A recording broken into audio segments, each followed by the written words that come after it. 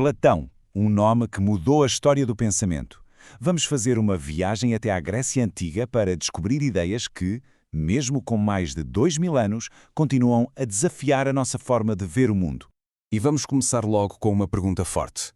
E se tudo o que está à nossa volta, o que vemos, o que tocamos, for apenas uma sombra, uma espécie de cópia de algo muito mais verdadeiro?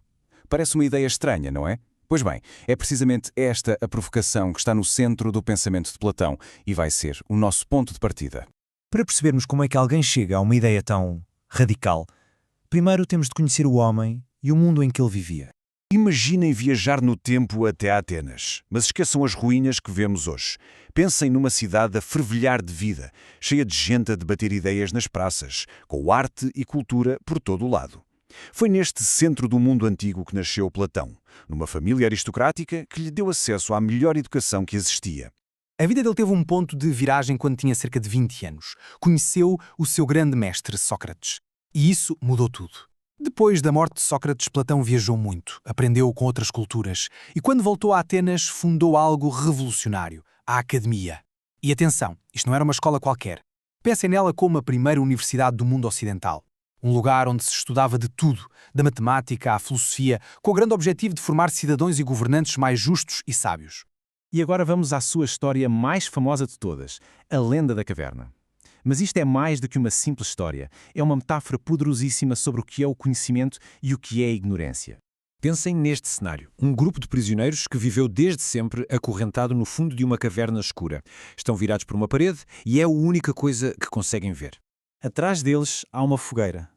Entre a fogueira e os prisioneiros passam pessoas a carregar vários objetos.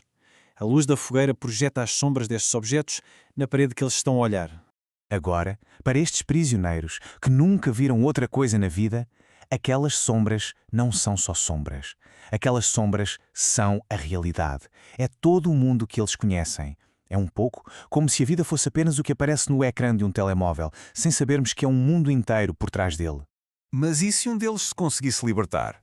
A jornada para fora daquela escuridão seria, no mínimo, complicada.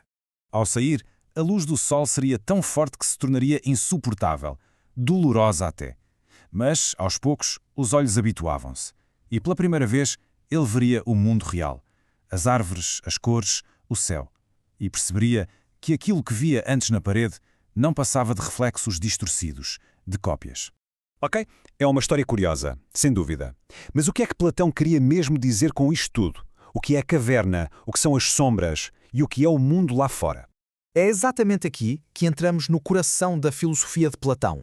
A história da caverna é a chave para a sua teoria mais importante de todas. É a chamada teoria das ideias. Platão acreditava que para tudo o que existe no nosso mundo, um cavalo, uma cadeira ou até uma ideia como a de justiça, existe uma forma ou ideia perfeita, original e eterna que existe num plano superior. O que nós vemos e tocamos no nosso dia-a-dia são apenas cópias imperfeitas dessas formas ideais. Portanto, para Platão existem dois mundos. O mundo sensível, que é a nossa caverna, é o que nós percebemos com os nossos sentidos. É o mundo das sombras, das cópias imperfeitas. Por outro lado, existe o mundo inteligível, o mundo fora da caverna. Este é o mundo das formas perfeitas, da verdade eterna. E a este mundo não se chega com os olhos ou com as mãos, acede-se com a mente, através da razão. A conclusão disto é muito clara. Os nossos sentidos podem enganar-nos porque só nos mostram as sombras. Para Platão, o conhecimento verdadeiro não vem do que se vê ou do que se toca. Vem do que se pensa. A filosofia e a matemática eram por isso as ferramentas perfeitas para treinar a mente a ver para além das aparências. Mas Platão não se ficou só pela teoria. Ele quis aplicar estas ideias a uma das questões mais práticas e importantes de todas. Como é que se constrói uma sociedade justa? A resposta dele está na sua obra mais famosa, o livro A República. Na cidade ideal de Platão, a sociedade seria dividida em 3 classes, não com base no dinheiro ou na família, mas nas aptidões naturais de cada um. Tínhamos os produtores, guiados pelos apetites que tratavam das necessidades materiais. Depois, os guardiões, guiados pelo espírito ou coragem, que defendiam a cidade. E no topo a liderar estariam os governantes, guiados pela razão. Seriam os chamados filósofos reis, os únicos com o conhecimento verdadeiro para governar com justiça. E o mais interessante é que esta estrutura da cidade é um espelho da alma humana. Platão acreditava que a nossa alma também tem estas 3 partes. A razão, que procura a verdade, o espírito, que é a sede das emoções como a coragem, e o apetite, que são os nossos desejos básicos. Uma pessoa justa, tal como uma cidade justa, é aquela em que a razão está no comando, a guiar as outras duas partes. E aqui vem uma ideia que, para a época, era absolutamente revolucionária. Platão defendia que a educação e o papel de cada um na sociedade não deviam depender do género, mas sim da capacidade. Se uma mulher tivesse aptidão para ser guardiã ou até mesmo governante, então era isso que ela devia ser. Uma visão muito à frente do seu tempo. Ok, tudo isto aconteceu há milhares de anos, mas então, por que é que ainda hoje estamos a falar de Platão? Porque o seu impacto foi simplesmente gigantesco. Há mais de 2.400 anos que as suas ideias continuam a moldar a forma como pensamos sobre quase tudo no mundo ocidental. Platão criou os alicerces da filosofia ocidental.